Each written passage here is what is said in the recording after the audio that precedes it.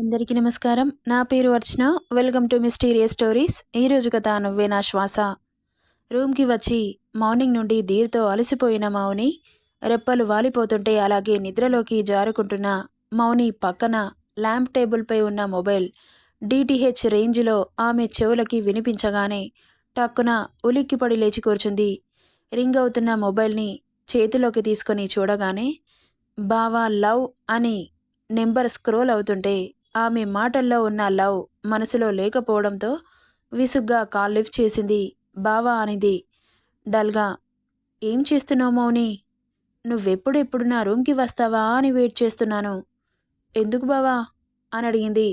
అదేంటి, నేనంటే ఇష్టమన్నావు, నన్ను పెళ్లి చేసుకుంటానన్నావు, ఎందుకంటున్నావేంటి అన్నాడు. అయ్యో, నేను అలా అనలేదు బావా. మరి ఇంకెలా అంటున్నావు? ఏదో క్యాజువల్గా అడిగాను. ఏంటి బావా అనింది. ఏంటేంటి, మీ అక్క రూమ్లో లేదు, నువ్వెప్పుడు వస్తావో అని కళ్ళు కాయలు కాచేలా ఎదురుచూస్తున్నాను. నిజమా బావా? అవును మౌని. సరే బావా, వస్తున్నాను అనింది. నిన్న ఉన్న ఎగ్జైట్మెంట్ ఈరోజు లేకపోయేసరికి ధీర్ పెదవులు సన్నగా సాగాయి. పక్కనే ఉన్న సీత ముసిముసిగా నవ్వుకుంటూ తర్వాతొస్తాను అని చెప్పి అక్కడి నుండి వెళ్ళిపోయింది. ఇక మౌనిని ఫేస్ చేయాలంటే చిరాకొస్తుంటే తప్పదు, ఇంకొక కొన్ని రోజుల్లో సెట్ అయిపోతుంది అని మనసుకు సర్ది చెప్పుకొని మళ్ళీ అతని నటనా ప్రావీణ్యంలో మునిగిపోయాడు. బావా అంటూ లోపలికి వచ్చింది మౌని. ఏమైంది మౌని, అలా డల్ అయిపోయావు? ఒక్కరోజుకే నా లెగ్ పెయిన్ తగ్గే వరకు అసలుంటావా అన్నాడు. అదేంటి బావా అలా అంటావు? మరింకేంటి, కనీసం నన్ను ఇక్కడి నుండి ఒక 100 అడుగులు మోయలేకపోయావు, జీవితాంతం ఎలా మోస్తావు? నన్ను మోస్తేనే కదా నిన్ను పెళ్లి చేసుకుంటాను. అతని మాటలకి ఏం సమాధానం చెప్పాలో అర్థం కాక వెర్రిమొహం వేసుకొని చూస్తూ ఉంది. సారీ బావా, అదంతా నేను ఆలోచించలేదు. ఆలోచించాలి మౌని, లేకపోతే ఎలా? సర్లే, నాకు లెగ్ పెయిన్గా ఉంది, కాస్త ఆ పెయిన్ రిలీఫ్ ఆయిల్ టేబుల్ డ్రాలో ఉంది, మసాజ్ చెయ్యి అన్నాడు. అతని మాటలకి అబ్బా అనుకుంటూ సరే అని తలూపి అక్కడి నుండి నీరసంగా వెళ్ళి మసాజ్ ఆయిల్ని తీసుకొని వచ్చి అతని కాలు మీద పోసి మసాజ్ చేస్తూ ఉంది. ఆమె అలా ముట్టుకుంటుంటే చెడ్డ చిరాకుగా ఉంది అతనికి. కానీ కర్మ, అనుభవించాలిగా అని తల కొట్టుకుంటూ భరిస్తున్నాడు. ఆమెను కొట్టి తిట్టి ఇక్కడి నుండి తన ఊరికి పంపించచ్చు. బట్ అతని మీద ఉన్న ఫీలింగ్స్ ఎప్పటికీ ఇలాగే ఉంటాయి. ఒకవేళ ఆమె మారకపోతే ఆమె కాలేజీలోనైనా వేరే వాళ్ళ చేతుల్లో మోసపోదని నమ్మకమేముంది?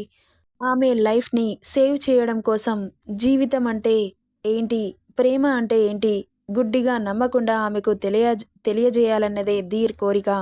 తన ప్లేస్లో వేరే వాళ్ళు అయ్యుంటే అంత ఓపికగా నేర్పించేవాడు కాదు. కట్టుకున్న భార్య చెల్లెలు కాబట్టి ఓపికగా భరిస్తున్నాడు. ఆమెకు బుద్ధి చెప్పాలనుకున్నాడు. ఆమె మారితే బంధాలు బంధుత్వాలు అని తెలుసుకుంటే, మంచి చెడు ఆమెకు తెలియజేస్తే తన లైఫ్ని తనే బ్రతుకుతుంది. ఆమె మీద టెన్షన్ పడాల్సిన అవసరం లేదు. ఎందుకంటే ఇప్పుడు కాలేజ్లో జాయిన్ అయింది. ఎంతో మందిని చూడాల్సొస్తుంది. అట్రాక్షన్కి గురయ్యే ఛాన్సెస్ ఉంటాయి. ఆ పీరియడ్లో అంటే టీనేజ్లో ఆమె మనసు కంట్రోల్ లేక జరగరాని తప్పు ఎక్కడ జరిగిపోతుందో అన్న భయం ధీర్లో. ఇంట్లో మనుషులతోనే విలువలు లేకుండా బిహేవ్ చేస్తోంది. ఇక బయట ప్రపంచంలోకి వెళ్తే ఏ విధవ ఆమెను యూజ్ చేసుకొని వదిలిపెడతాడో. తెలివిగా ఉన్న ఆడపిల్లలే మోసపోతున్నారు. ఇలాంటి తెలివి తక్కువ దద్దమ్మని మోసం చేయడం చాలా ఈజీ.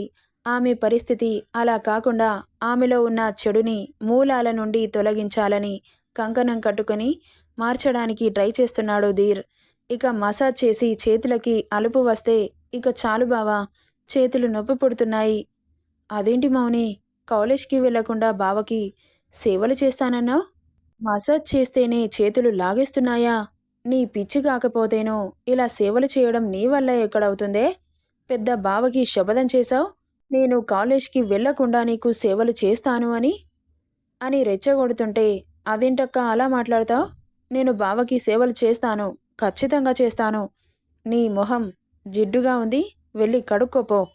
అక్క, నన్ను ఇన్సల్ట్ చేస్తున్నావు. కోపం వస్తుంది నాకు. ఏంటే కోపం వచ్చేది? నేను మాట్లాడితేనే కోపం వస్తుంది. నీ చేతల్లో చూపించవేంటే? సరే చూపిస్తాను. నాకు బావ మీద చాలా ప్రేముంది. ఏంటి? ప్రేమ అనింది అరిచినట్లే. అయ్యో అది కాదు, గౌరవం ఉంది అని సరిచేసుకుంది మౌని. దీనికి భలే నవ్వొచ్చింది మౌని ప్రవర్తనకి. సరే అయితే హ్యాండ్ వాష్ చేసుకొని వచ్చి ఇదిగో బావకి డిన్నర్ తినిపించు అని చెప్పి వెళ్ళిపోయింది సీత. వామ్మో, ఇప్పుడు పడుకున్న బావని మళ్ళీ లేపాలా అనుకుంటూ వెళ్ళి హ్యాండ్ వాష్ చేసుకొని వచ్చి, బావా కూర్చో అంటూ అతని భుజం చుట్టూ చెయ్యి వేసి ఆమె బలం మేర లేపి కూర్చోబెట్టింది. ఇక ఆయాసపడుతూనే ప్లేట్ని చేతిలోకి తీసుకొని అతని ముందు కూర్చొని చెమటలు కక్కుతున్న ఆమె శరీరంతో దీనికి తినాలంటే కడుపులో పేగులు బయటకు వచ్చినట్లు అనిపిస్తున్నా తప్పదు అనుకుంటూ ఆమె తినిపిస్తుంటూ నోరు తెరిచాడు. అతని లిప్స్ ఆమె వేలికి తగలకుండా జాగ్రత్తగా తినడం ఫినిష్ చేసుకున్నాడు. నిజంగా మీ అక్క కంటే నీకే నా మీద ప్రేమ ఎక్కువగా ఉంది మౌని. థ్యాంక్ యూ బావా అనింది సిగ్గుపడుతూ.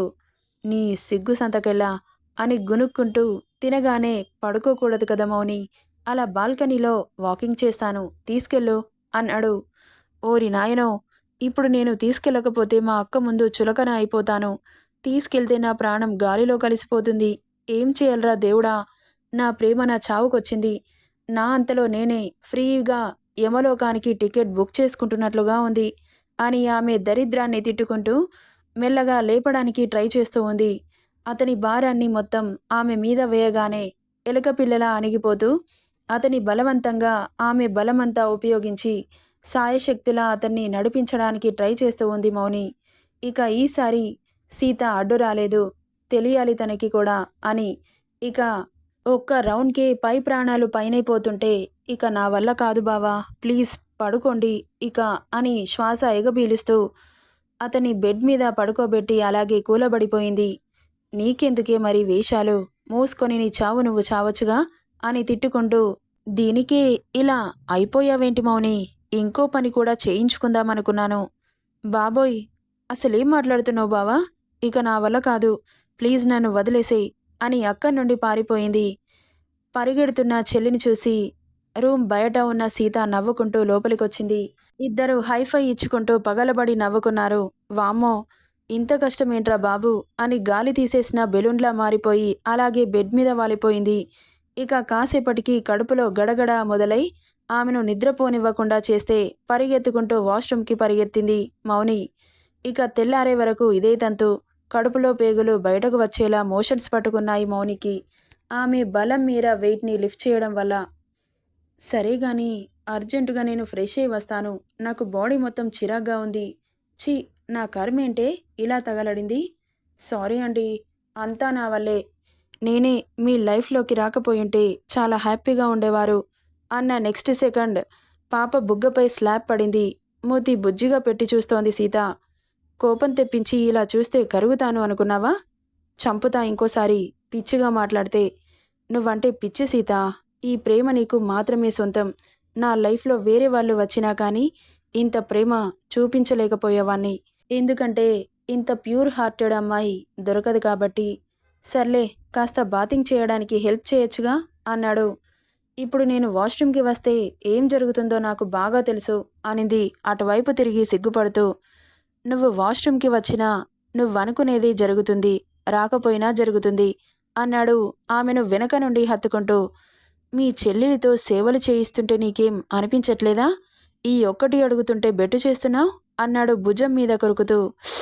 అని ఎందుకు అనిపించట్లేదు, చాలా బాధేస్తుంది, కానీ దానికి మార్పు రావాలంటే మనం ఇలా యాక్టింగ్ చేయక తప్పదు. డోంట్ వరీ సీత, ఇంకో 2 డేస్ మీ చెల్లి మారకపోతే నా చెవి తీసి నీ చేతిలో పెడతా. అంతంత మాటలు ఎందుకులేండి, నాకు అర్థమైపోయింది దానికి బుద్ధి కొద్ది కొద్దిగా వస్తుందని. నేనే కాదు, నీ ఎఫర్ట్స్ కూడా పెట్టే సమయం ఆసన్నమైంది. ఓన్లీ ఇదొక్కటే ట్రీట్మెంట్ ఇస్తే సరిపోదు. తనకి లైఫ్ అంటే ఏంటి అని తనకి తెలియాలి. ఇది మాయా ప్రపంచమని. లేకపోతే అమాయకురాల్ని చేసి వాడుకునే మృగాల చేతిలో బలైపోతుంది. నిజంగా మీరిలా చెబుతుంటే నాకు భయంగా ఉందండి. ఏ సమస్యనైనా భయంతో కాకుండా ధైర్యంతో ఎదుర్కోవాలంతే. ఆ ధైర్యాన్ని నీ చెల్లికి నేనివ్వాలనుకుంటున్నాను. అందుకే ఇదంతా. సో టెన్షన్ పడకుండా పతి సేవని చేసుకోవే.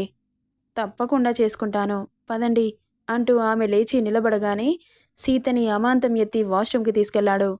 ఇక సరాసరి కూల్ షవర్ని ఆన్ చేసి ఆమెని దాని కింద నిలబెట్టగానే ఆమె ఒంటి మీద చల్లటి నీటి బిందువులు పడి ఒక్కసారిగా ఒళ్ళంతా పులకరింతకి లోనైతే అమాంతం గుండెసడి పెరిగిపోయింది. నీరు ఆమె ఒంటిని తడిపేస్తుంటే ఒంటి మీదున్న చీర తడిచి ఆమె అందాలని స్పష్టంగా అతనికి కనువిందు చేస్తుంటే సైడ్ స్మైల్తో భార్య అందాలని చూస్తూ ఆమె చీర చెంగుని అతని పెదవులతో తీస్తూ ఉంటే ఒళ్ళంతా పులకింతకి లోనై అతని వీపుని చటుకున చుట్టేసింది. ఇక అతని పెదవులతో ఆమె ఒళ్ళంతా అభిషేకిస్తూ ఉంటే తమకంగా అతని వీపుని నిమురుతూ ఇద్దరిలో తాపం పెరిగి వాళ్ళ కోరిక దాహాన్ని తీర్చుకొని సరిగంగ స్నానాలు చేసి బయటకు వచ్చేసరికి గంటకు పైగా పట్టింది. నెక్స్ట్ డే మార్నింగ్ మౌని ఇంకా లేవలేదని తన రూమ్కి వచ్చిన సీత పడుకొని కనిపించడంతో ఇదేంటి ఇంకా పడుకుంది అనుకుంటూ దగ్గరికి వెళ్ళి ఆమెను లేపడానికి భుజం మీద చెయ్యి వేసిన సీతకి బగ్గుమంది ఆమె ఒళ్ళు. ఒక్కసారిగా చేతిని వెనక్కి తీసుకొని కంగారుగా మౌని అని పిలిచింది. పలకలేదు. మళ్ళీ పిలిచింది. అయినా పలకకపోవడంతో భయంతో ఏం చేయాలో పాలుపోవకపోవడంతో వెంటనే ధీర్కి విషయం చెప్పి డాక్టర్ని ఇంటికి పిలిపించింది. ఇక డాక్టర్ వచ్చి ఆమెను చెక్ చేసి ఇంజెక్షన్ చేసి ఆమె బాడీ చాలా అలసిపోయింది. దానివల్ల ఈ ఫీవర్, డోంట్ వర్రీ, అందులో మోషన్స్ కూడా అవడంతో ఇంకా నీరసం ఎక్కువైపోయింది. మీరు టెన్షన్ పడాల్సిన అవసరం లేదు. సెలైన్స్ పెట్టాను. ఇంకా సేపట్లో స్పృహలోకి వస్తుంది.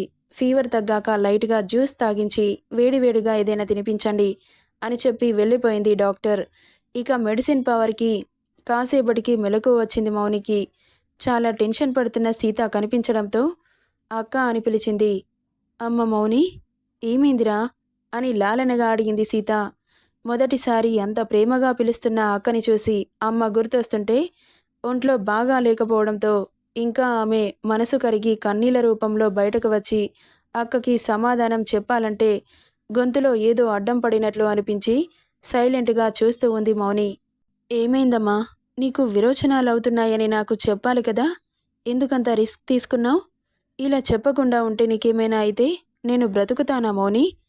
ఇంకాసేపు నేను నీ రూమ్కి రాకపోయుంటే నువ్వు ఏమైపోయేదానివి అని అడుగుతూ ఆమెను మెల్లగా లేపి కూర్చోబెట్టి డాక్టర్ చెప్పినట్లుగా ఎనర్జీ కోసం ఆరెంజ్ జ్యూస్ ఆమెకు తాగించింది.